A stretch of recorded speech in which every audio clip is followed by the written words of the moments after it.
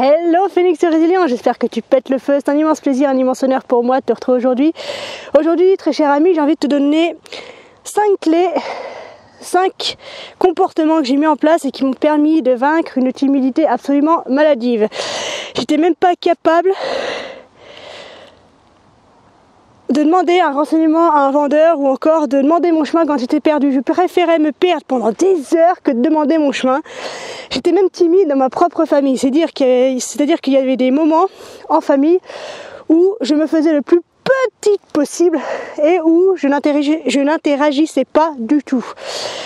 Mais aujourd'hui, ça a bien changé et j'ai remarqué que j'avais pu mettre en place donc des comportements répétitifs. Donc ce sont les 5 que je vais te donner. Bref, j'espère que ça va te servir. Let's go!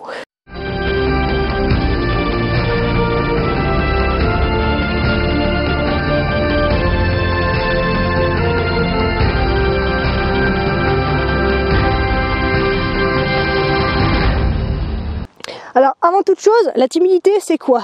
Je pense qu'on peut simplement la décrire comme étant un manque d'aisance et d'assurance sociale. Et en général, elle se traduit par le cœur qui bat la chamade, ou les mains qui deviennent moites, ou les mains on sait plus quoi en foutre, on sait pas s'il faut les mettre dans la poche, s'il faut qu'elles se baladent devant nous pendant qu'on parle. Ça peut se traduire par la gorge qui s'assèche, le mal de bide qui gonfle aussi. Bref, tous ces petits signes très désagréables qui te montrent que ce moment n'est pas pour toi. Et tout ça, c'est dû à quoi? C'est dû à une seule chose, c'est dû à l'idée qu'on se fait du regard que portent les autres sur nous. Donc, première technique.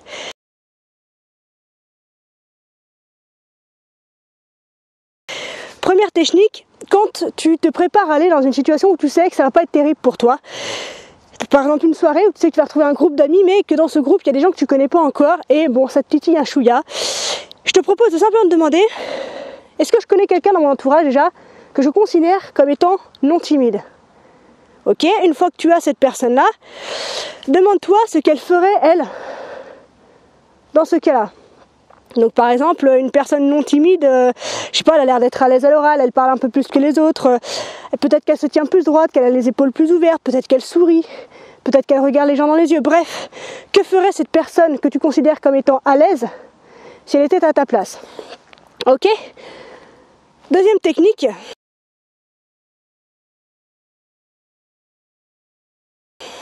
Passage à l'action, bien sûr. Sors de ta zone de confort. Alors, t'es pas obligé de cartonner tout de suite, d'accord? Mais commence par de petites choses. Ça peut être simplement demander l'heure à un inconnu, demander ton chemin, ou faire un truc bizarre. Moi j'ai eu du mal par exemple à faire mes vidéos comme ça à la perche. Bon, là il n'y a personne donc c'est pas très représentatif, mais quand il y avait du monde par exemple.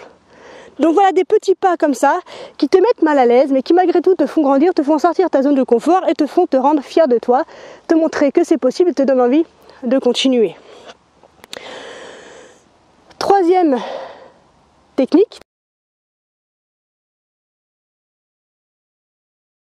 Troisième comportement que je te propose d'adopter, c'est au lieu de rester coincé dans ta tête et dans ton corps qui ne vont pas bien, dans ces moments-là, centre-toi sur les autres, centre-toi sur ce qui se passe autour de toi, centre-toi sur ce qui va bien en fait.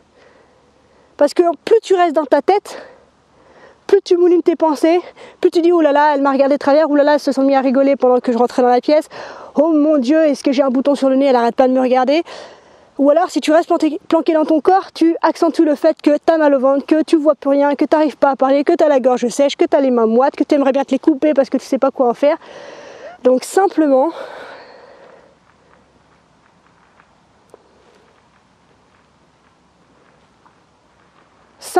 être présent avec les autres, avec l'extérieur et avec l'environnement dans lequel tu te trouves.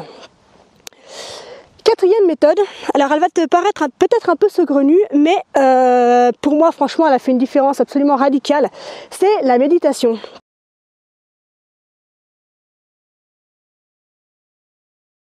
Alors malgré le fait qu'elle ait un caractère un peu mystique encore dans notre chère culture française, la méditation a la capacité de solutionner mais un nombre incalculable de situations délicates.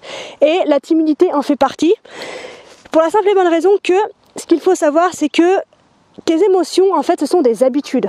Donc en gros, tu as pris l'habitude de sécréter certaines hormones, certaines substances biochimiques, et du coup ton corps quelque part est habitué à les créer. Donc à chaque fois que tu te retrouves dans une situation similaire, ton corps sécrète automatiquement ce qui va te mettre dans un mauvais état.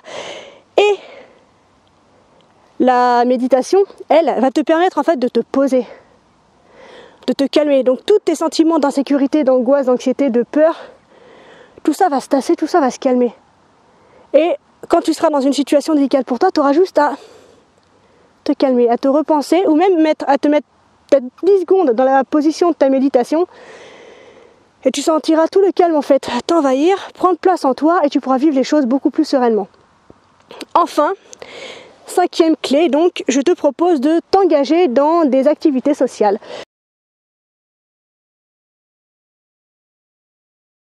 Donc ça peut être une activité sportive, ça peut être une activité caritative, ça peut être une activité culinaire, ça peut être une activité littéraire, ça peut être une activité ce que tu veux, mais quelque chose qui t'oblige déjà à sortir de chez toi régulièrement, qui t'oblige à rencontrer les gens que tu ne connais pas, qui t'oblige à te montrer un petit peu plus, à t'ouvrir au monde.